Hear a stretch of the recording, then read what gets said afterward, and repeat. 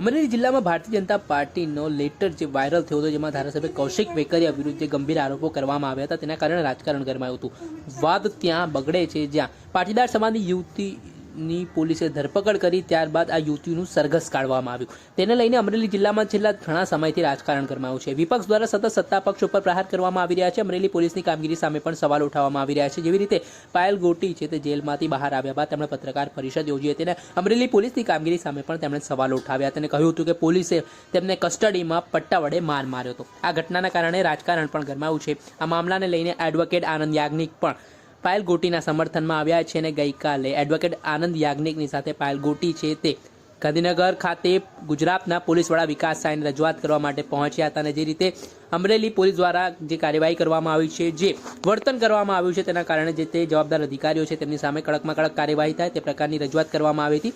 આ સંદર્ભમાં ગઈકાલે જ ગુજરાતના ડીજીપી વિકાસ સાય દ્વારા મહત્વનો આદેશ જારી કર્યો હતો, જેમાં આ સમગ્ર જે લેટર કાંડનો મામલો અમરેલીમાં સામે આવ્યો છે તે મામલાની તપાસ હવે ડીઆઈજી નિર્લિપ્ત રાય કરશે તે પ્રકારની વાત સામે આવી હતી। આ ઘટનાના સંદર્ભમાં પૂર્વ વિધાનસભાના વિપક્ષ નેતા પરેશ ધાનાણીની પણ પ્રતિક્રિયા સામે આવી છે। આ સમગ્ર મામલાની તપાસ હવે નિર્લિપ્ત રાયને સોંપવામાં આવતા પરેશ ધાનાણીએ મોટું નિવેદન આપ્યું છે અને કહ્યું છે કે નિર્લિપ્ત રાય એક ઈમાનદાર ઓફિસર છે। તેમણે ભૂતકાળમાં અમરેલીમાં કામ કર્યું છે। અમરેલીની જનતાએ પણ તેમને પ્રેમ આપ્યો છે અને તેમના પર વિશ્વાસ ભૂતકાળમાં પણ લોકોએ પ્રસ્થાપિત કર્યો છે અને તેમણે એવી આશા વ્યક્ત કરી છે કે આગામી સમયમાં જે લેટર કાંડના મામલામાં જે એક બાદ એક ઘટસ્ફોટ થવાના છે અને જે પાટીદાર સમાજની યુવતી સાથે ઘટના બની છે તે મામલામાં નિર્લિપ્ત રાય છે તે આ દીકરીને ન્યાય અપાવશે। પહેલા તો શું કહી રહ્યા છે પૂર્વ વિપક્ષી નેતા પરેશ ધાનાણી તે સાંભળી લો। પરિણામ સુધી આ લડાઈને આગળ ધપાવવા માટે આ મંચ ઉપરથી અમે ગુજરાતને વિનંતી। નિર્લિપ્ત રાયને તપાસ સોંપી છે, શું કહેશો? નિર્લિપ્ત રાય અમરેલીના એસપી તરીકે કામગીરી કરી ચૂક્યા છે અને આપ સૌ એના સાક્ષી છો। તત્કાળ સમયે હું વિરોધ પક્ષનો નેતા હોવા છતાં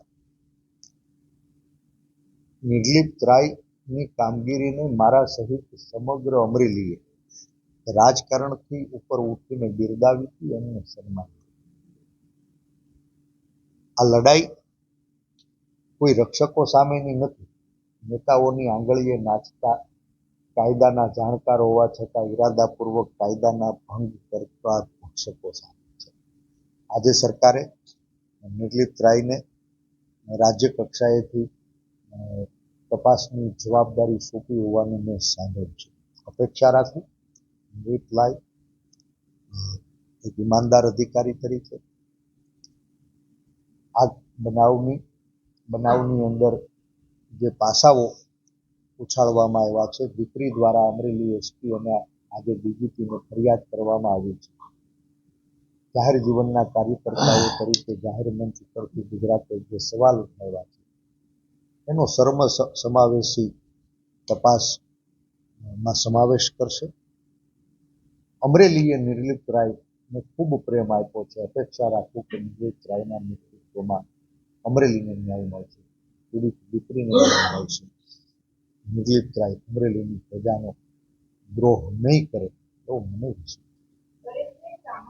હતા વિધાનસભાના પૂર્વ વિપક્ષી નેતા પરેશ ધાનાણી। તેમણે હાલ જે નિવેદન આપ્યું છે, આ નિવેદનમાં પણ તેમણે જે રીતે અમરેલી જિલ્લામાં એક પાટીદાર સમાજની યુવતીનું પોલીસે જાહેરમાં સરઘસ કાઢ્યું, તેની ઇજ્જત આબરૂ નીલામ કરીને તે મામલામાં અમરેલી પોલીસના એસપી સામે પણ ગંભીર આરોપ સામે આવી રહ્યા છે। તે ઘટનાને લઈને હવે આગામી દિવસોમાં ડીઆઈજી નિર્લિપ્ત રાય સમગ્ર કેસની તપાસ કરવાના છે, તો તેમણે એવી આશા અપેક્ષા રાખી છે કે અમરેલીના જે કંઈ પણ ઘટનાક્રમમાં ડીઆઈજી નિર્લિપ્ત રાય તપાસ કરશે, તેમના પર તેમના વિશ્વાસ અને આગામી સમયમાં આ દીકરીને ન્યાય મળે તે માટે પણ તેમણે વાત કરી છે। દર્શક મિત્રો, એન કવરેજ ન્યૂઝના લાઇક કરી લો, સબસ્ક્રાઇબ કરી લો અને શેર કરવાનું ભૂલતા નહીં।